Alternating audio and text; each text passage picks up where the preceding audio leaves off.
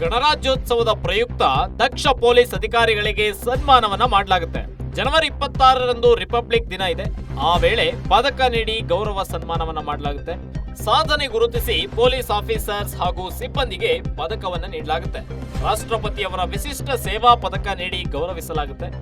ಜೊತೆಗೆ ಶ್ಲಾಘನೀಯ ಸೇವಾ ಪದಕಕ್ಕೂ ಭಾಜನರಾಗಲಿದ್ದಾರೆ ಆಫೀಸರ್ಸ್. ಎಡಿಜಿಪಿ ದೇವಜ್ಯೋತಿ ರೇ, ಎಸಿಪಿ ರಂಗಪ್ಪರಿಗೆ ವಿಶಿಷ್ಟ ಸೇವಾ ಪದಕವನ್ನ ನೀಡಲಾಗ್ತಾ ಇದೆ.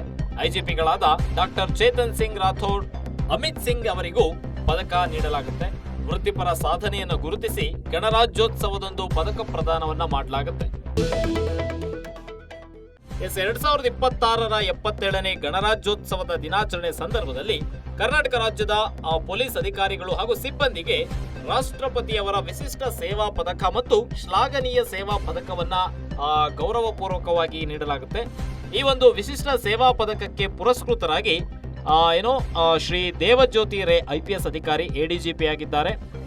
ಪೊಲೀಸ್ ಪ್ರಧಾನ ಕಚೇರಿ ಬೆಂಗಳೂರಲ್ಲಿ ಇವರು ಎಡಿಜಿಪಿ. ಜೊತೆಗೆ ಹಲಸೂರು ಉಪವಿಭಾಗದ ಎಸಿಪಿ ಆಗಿರ್ತಕ್ಕಂಥ ರಂಗಪ್ಪ ಟಿ ಇವರಿಗೂ ಸಹ ವಿಶಿಷ್ಟ ಸೇವಾ ಪದಕವನ್ನ ನೀಡಿ ಗೌರವಿಸಲಾಗುತ್ತೆ. ಜೊತೆಗೆ ಶ್ಲಾಘನೀಯ ಸೇವಾ ಪದಕಕ್ಕೆ ಭಾಜನರಾಗಿರ್ತಕ್ಕಂಥವರು doctor Chetan Singh Rathore IPS officer, ಉತ್ತರ ವಲಯದ IGP ಬೆಳಗಾವಿ. ಜೊತೆಗೆ ಅಮಿತ್ ಸಿಂಗ್ ಇವರು IPS ಅಧಿಕಾರಿ IGP ಆಗಿದ್ದಾರೆ. ಪಶ್ಚಿಮ ವಲಯ ಮಂಗಳೂರಲ್ಲಿ ಇವರು IGP ಆಗಿದ್ದಾರೆ. ಜೊತೆಗೆ Seema Latkar IPS officer, police ಆಯುಕ್ತರು, ಮೈಸೂರು ನಗರ ಇವರಿಗೂ ಸಹ ಶ್ಲಾಘನೀಯ ಸೇವಾ ಪದಕವನ್ನ ನೀಡಲಾಗುತ್ತೆ. ಸವಿತಾ ಎಸ್ ಇವರು IPS ಅಧಿಕಾರಿ DIGP ಮತ್ತು ಅಪರ ಮಹಾ ಸಮಾದ್ವೇಷ್ಟರು, ಗೃಹ ರಕ್ಷಕ ದಳ ಹಾಗೂ ಪದನಿಮಿತ್ತ ಅಪರ ನಿರ್ದೇಶಕರು ಪೌರ ರಕ್ಷಣೆ.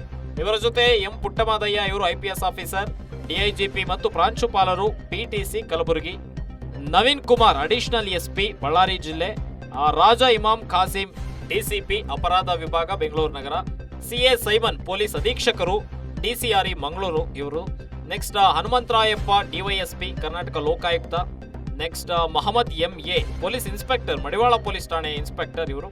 Next CV Shivaswamy Vidyaranyapura police inspector.